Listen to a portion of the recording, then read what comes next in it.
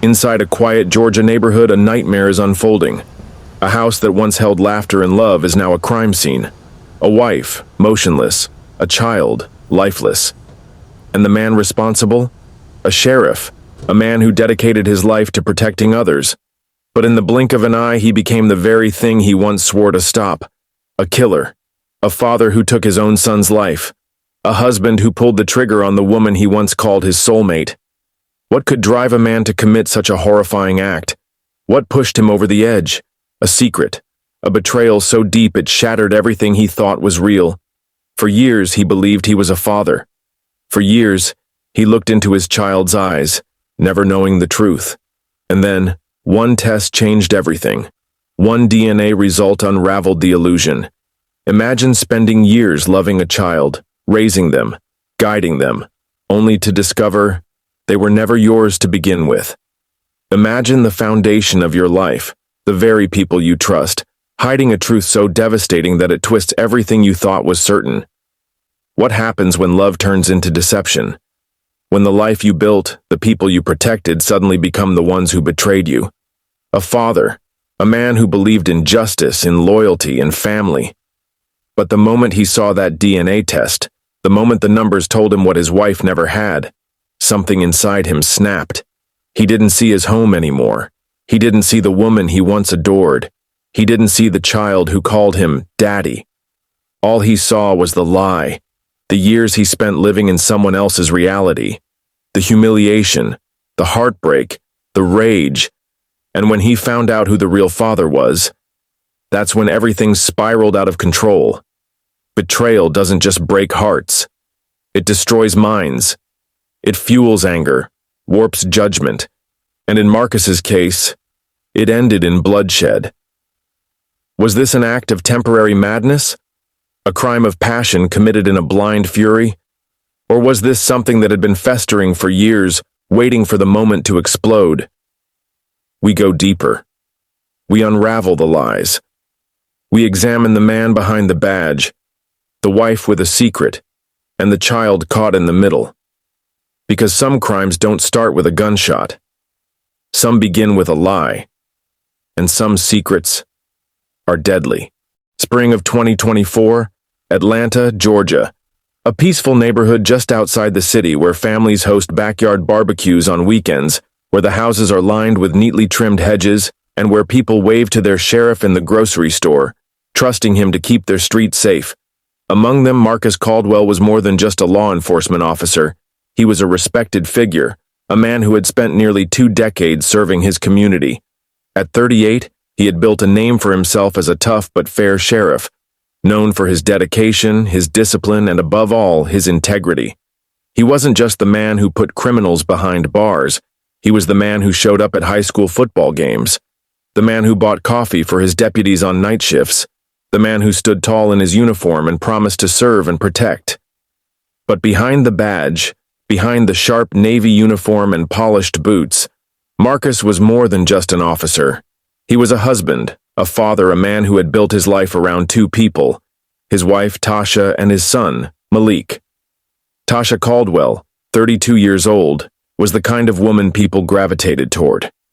She had a presence about her, warm, inviting, the kind of smile that could disarm even the most guarded of people. She ran her own boutique in the city, a thriving small business that catered to Atlanta's elite.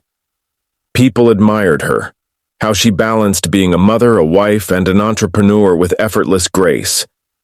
At least, that's how it looked on the outside. Then, there was Malik. Just 5 years old, innocent, full of life. He had Marcus's stubbornness, Tasha's charm, and a laugh that could light up a room. To Marcus, Malik was his pride, his joy, the one thing that made every late night at the precinct, every dangerous encounter on the job, all worth it. There was nothing he wouldn't do for his son. And then, there was Jamal Rivers. Jamal and Marcus had been friends since childhood, brothers in every way except blood. They grew up together, went through the police academy together, and stood by each other's sides through every triumph and every loss. At 40 years old, Jamal had been in law enforcement just as long as Marcus.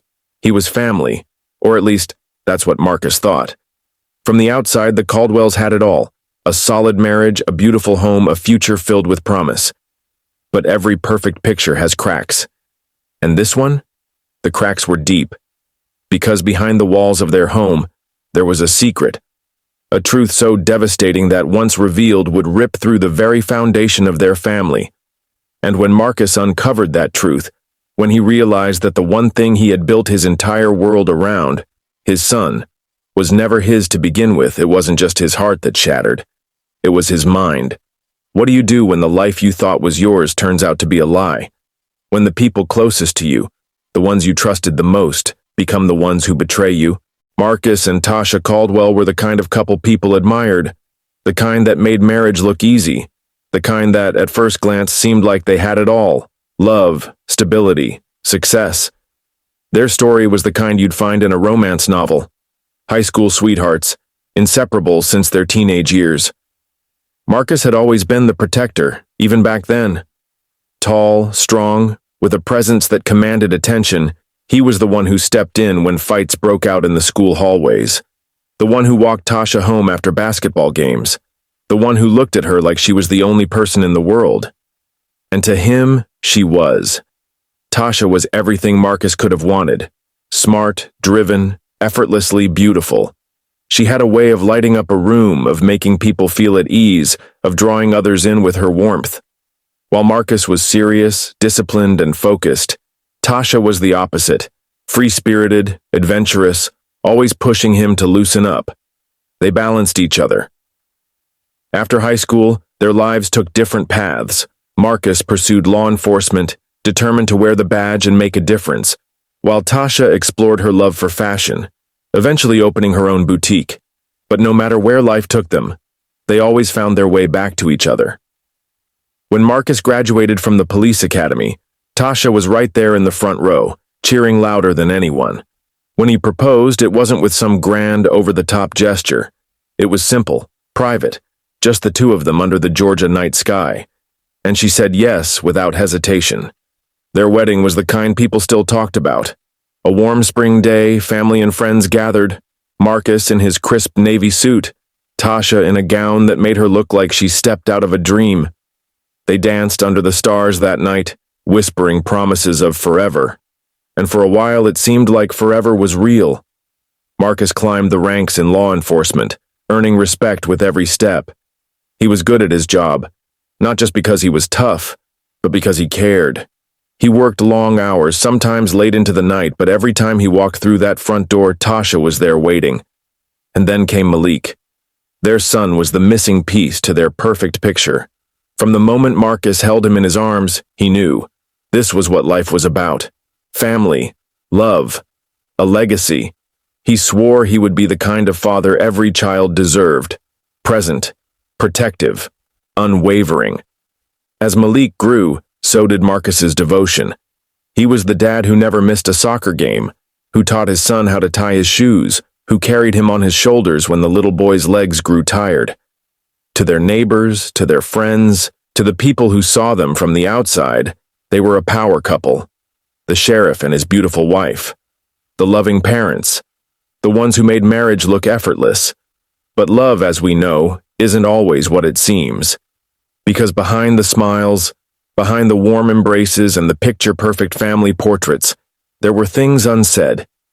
Secrets buried beneath years of routine.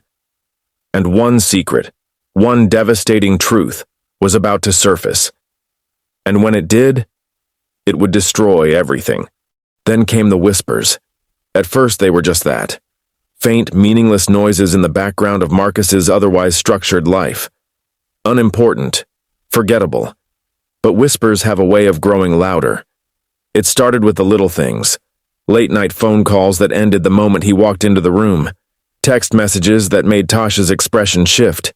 Subtle, but noticeable. She'd smile at her phone, fingers tapping quickly across the screen, only to lock it the moment he glanced over. Marcus wasn't the type to jump to conclusions. He had spent his entire career looking at evidence, gathering facts before forming a theory. But something about this felt off. Then there were the changes in routine. Tasha, a woman of habit, had always been predictable. Mornings were spent getting Malik ready for school, afternoons dedicated to running her boutique, evenings filled with family time.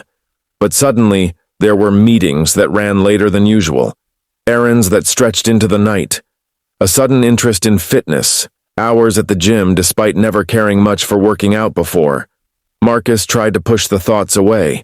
He told himself he was overthinking, that stress from work was making him paranoid. Being sheriff wasn't easy. It wore a man down, made him see ghosts where there were none, but the signs were there. He felt them. Then came the phone. Marcus had never been the kind of man to check his wife's phone. He believed in trust, in giving people their space. But one night as Tasha lay asleep beside him, her phone vibrated against the nightstand. He ignored it at first, but then it buzzed again, and again. His eyes flicked to the screen, a name, just initials, J.R. His chest tightened. Jamal Rivers, his best friend, his brother, the man who had been by his side for years. He didn't touch the phone, didn't wake her up. Instead, he laid there staring at the ceiling, his mind spiraling through 100 different possibilities. The next morning, he watched Tasha carefully, studied the way she moved, the way she avoided eye contact when she grabbed her phone off the nightstand, the way her fingers moved a little too quickly to delete something before he could see it. That was the moment the whispers became something more. At work, Marcus found himself distracted. His colleagues noticed the tension in his shoulders, the distant stares. Body cam footage from those days would later show a man who was physically present but mentally somewhere else. A man who was used to being in control but was starting to unravel. And then came the slip. One evening, as he sat on the couch, Malik climbed into his lap, his small fingers tracing the badge on Marcus's uniform. "Daddy," Malik said softly, "Uncle Jamal said he's gonna take me to the park tomorrow." Marcus froze. Jamal had always been around. That wasn't unusual.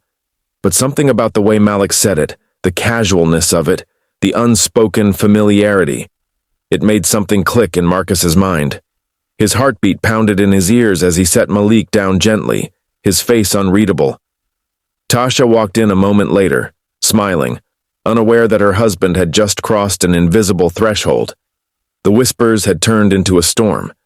But nothing prepared him for what he was about to discover. One day a cruel thought crept into Marcus's mind, one so dark, so unfathomable, that he tried to push it away the moment it surfaced. Was Malik really his son? The question struck like a thunderclap, shaking him to his core. It was absurd. Malik was his. He had been there when the boy took his first breath, when he cried for the first time, when his tiny fingers wrapped around Marcus's hand in the hospital. But the thought wouldn't leave, because now every detail felt like evidence. Malik's features, the way he carried himself, the small differences that Marcus had never questioned before, now they gnawed at him. The whispers, the late-night calls, the deleted messages, Jamal's presence in their lives, it all led to one terrible possibility. And once a man like Marcus started down the path of suspicion, there was no turning back. He needed proof. Cold, undeniable proof. He made the decision quickly, quietly. One afternoon, while Tasha was at her boutique, Marcus picked Malik up from school. The boy, excited as always, climbed into his father's police SUV, chattering about his day. "Daddy, are we going home?" Malik asked, swinging his legs. "Not yet, son," Marcus said, his voice even. "We gotta make a quick stop." The clinic was discreet, a place he had arranged through quiet favors, no paperwork that would trace back to Tasha, no chance of word getting out. As a sheriff, he knew how to move in silence when he needed to. Inside, the test was simple, a cheek swab, a moment of Malik's giggling innocence as he held still, trusting his father without question. Marcus forced a smile, pretending this was just another routine checkup. Malik never suspected a thing. When they left, Marcus's hands were tight on the steering wheel. His jaw locked. His heart pounded so hard it hurt. The weight nearly destroyed him. Each passing hour felt heavier. He still kissed Malik goodnight, still played the role of loving husband, still smiled at his wife while his insides twisted into knots. Then, The results came in. 0% paternity. The number sat on the page like a death sentence. No chance, no probability, no room for hope or misunderstanding. Malik was not his son. Marcus read it again, and again. The room spun. His hands trembled. His mind tried to deny it, to rewrite reality, to find some other explanation. But the truth was unshakable. He had lived a lie. His son, his legacy, the boy he had sworn to protect with his life, was another man's child, and that man was Jamal Rivers. Marcus felt something crack inside him, something deep, something primal. This wasn't just betrayal, this was annihilation. He had spent his entire life enforcing the law, believing in right and wrong. But in that moment, the lines blurred. The rules no longer applied because betrayal, as we know, can turn dangerous. Marcus sat in his car outside their house for what felt like hours, gripping the steering wheel so tightly his knuckles turned white. The DNA test results sat on the passenger seat, the bold 0% paternity searing into his mind like a brand. He had played the role of father for 5 years. Every scraped knee, every bedtime story, every moment Malik had looked up at him with trust and love, it had all been a lie. And Tasha, the woman he had vowed to love and protect, had done this to him, had built their entire marriage on deception, had allowed him to love a child that wasn't his, had let him pour his soul into a family that never truly belonged to him. And the worst part? The real father, Jamal Rivers, his best friend, his brother in everything but blood. Marcus felt something bubbling in his chest, a pressure, an anger so consuming it nearly swallowed him whole. When he finally stepped out of the car and walked into the house, the air felt different. He was different. Tasha was in the kitchen, humming softly as she poured herself a glass of wine, completely unaware that the life she had built was seconds away from crumbling. Marcus stood there for a moment watching her, the woman he had loved for nearly 2 decades, the woman he had trusted beyond reason. Then, his voice low and sharp, "We need to talk." Tasha turned, startled by his tone. "Marcus, what's wrong?" He didn't answer right away. Instead, he pulled the DNA test results from his jacket pocket and set them on the counter. She glanced down, saw the papers, and for a fleeting second he caught it. The flicker of recognition, the panic flashing across her face before she masked it with confusion. "What is this?" she asked, her voice forced and steady. "You tell me," Marcus said, his eyes locked onto hers. Tasha hesitated. "Marcus, don't lie to me." His voice was razor-sharp now, cutting through the air between them. Tasha swallowed hard, her fingers gripping the edge of the counter. "I don't understand what you're accusing me of." Marcus took a step closer. "Who is Malik's father?" Silence. Tasha's chest rose and fell rapidly, her mind spinning, scrambling for a way out. But Marcus already knew. He slammed his fist onto the counter, making the wine glass tremble. "Who is Malik's father, Tasha?" Tasha flinched. Her eyes darted toward the front door as if calculating an escape. Then she took a shaky breath, her lips parting. And then, in a whisper, barely audible, "Jamal." The confession knocked the breath from Marcus's lungs. Even though he had known, hearing it from her mouth made it real in a way that the test results hadn't. Tasha's face crumpled. "Marcus, please. How long?" His voice was eerily calm now. Tasha hesitated, then looked away. 5 years. Marcus let out a short, bitter laugh. "So from the very beginning." Tears welled up in Tasha's eyes. "Marcus, I never meant for this to happen. He held up a hand. Just don't." He turned away, breathing heavily, his mind racing. 5 years. 5 years of his life wasted on a lie. 5 years of raising another man's child. 5 years of looking his best friend in the eye, never knowing the betrayal that lived between them. Tasha took a hesitant step toward him. "Marcus, please, we can fix this. I love you. Malik loves you." Marcus turned, his face unreadable. "You don't get to say that." Tasha reached for him, but this time Marcus stepped back. There was a coldness in his eyes, something distant, something unreachable. She saw it then. The shift. The change. The moment her husband stopped being the man she knew. The moment he became something else. Something dangerous, and she had no idea what was coming next. Marcus stood in the dimly lit living room, his chest rising and falling in ragged breaths. The gun in his hand felt heavier than it ever had before. His mind was a storm.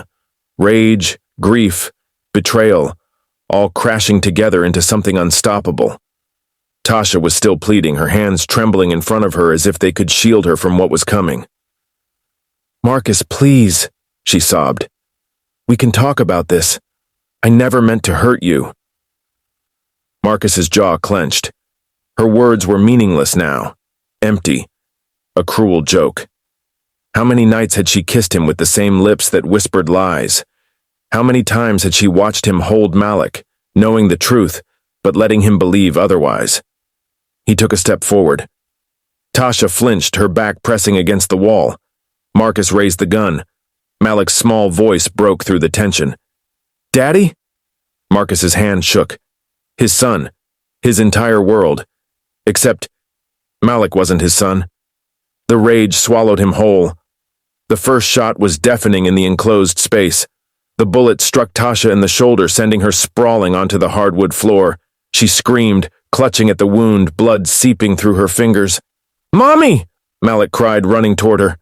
Tasha tried to crawl, her free hand reaching for her son, but Marcus stepped forward, his shadow looming over them both.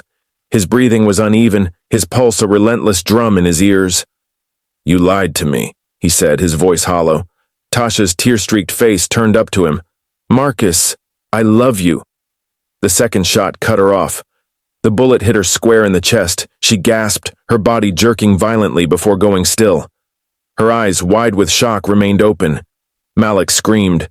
Marcus turned his gaze to the boy, the child he had raised, the child he had loved more than life itself, the child who was not his. Tears blurred his vision.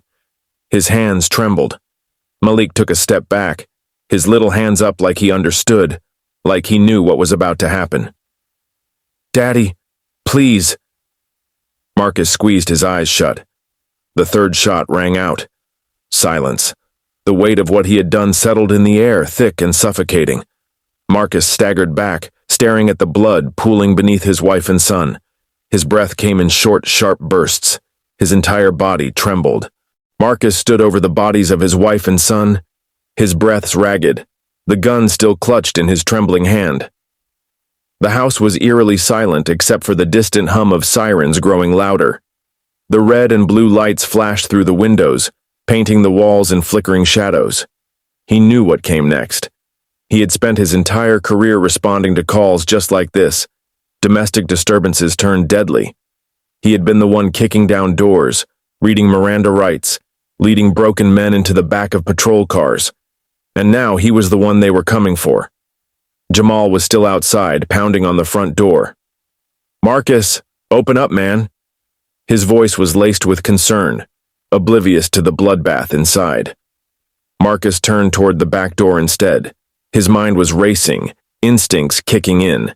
He had minutes, seconds, before his fellow officers swarmed the place. He couldn't be here when they did. His feet moved before his mind caught up. He bolted out the back, slipping into the shadows of the neighborhood he had once patrolled. The air was thick and humid, sticking to his skin as he ran. The weight of the gun in his hand felt unnatural now, heavier than ever. A neighbor's dog barked. A porch light flicked on. Someone had seen him. His car was parked 3 houses down.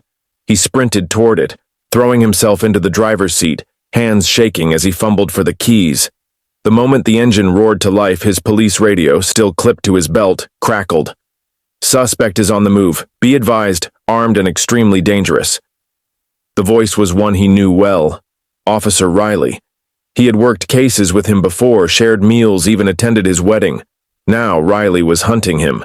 Marcus gritted his teeth and pressed the gas pedal to the floor. The tires screeched as he sped out of the neighborhood, heart pounding. The city blurred past him in streaks of streetlights and neon signs. Every turn he took, every alley he slipped into, he knew they were tracking him. They had access to traffic cameras. They knew his car, his plates. They knew how he thought, because he had taught them. Police chase, radio communications. Suspect heading northbound on I-75. High rate of speed. Units, be advised.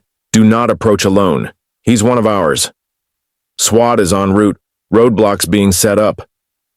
Marcus knew what they were doing. He had been on the other side of it too many times. He could hear the urgency in their voices, the slight hesitation. They didn't want to be the ones to take him down, but they would.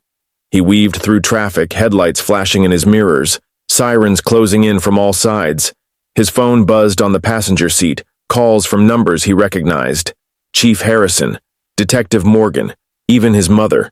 He ignored them all. His hands were slick with sweat, gripping the wheel so tight his knuckles turned white. He couldn't go to prison. He couldn't face the trial, the headlines, the disgusted looks from men he had once called brothers. Number he wouldn't let them take him. He took a sharp exit off the freeway, tires screeching as he barreled down a deserted road leading to an old construction site on the city's outskirts. A dead end. He knew it. The cops knew it. Still, he drove straight into it, gravel kicking up behind him as he slammed the brakes and skidded to a stop near an abandoned foundation pit. Dust filled the air. His heartbeat thundered in his ears. Flashing lights surrounded him within seconds. A sea of officers poured out, weapons drawn. Their voices echoed in the night. "Marcus, step out of the vehicle with your hands up. Don't do this, man." His grip tightened around the gun. The last bullet in the chamber, not for them. He breathed heavily, staring at the officers in front of him. Familiar faces. Riley, Morgan, even Jamal, standing at the edge of the crowd, his expression unreadable. He could hear them talking, negotiating, trying to talk him down. "Marcus, we don't want to hurt you." "You've got a son to think about, man." A bitter smile crossed his lips. No, he didn't. Not anymore. He slowly raised the gun, not toward them, but toward himself. Gasps rippled through the officers. "Marcus, don't!" Jamal stepped forward. "You don't have to do this, man." Marcus exhaled. His hands stopped shaking. For the first time that night, he felt in control. The gun pressed against his temple, one last breath, one last thought. Then, the final shot rang out.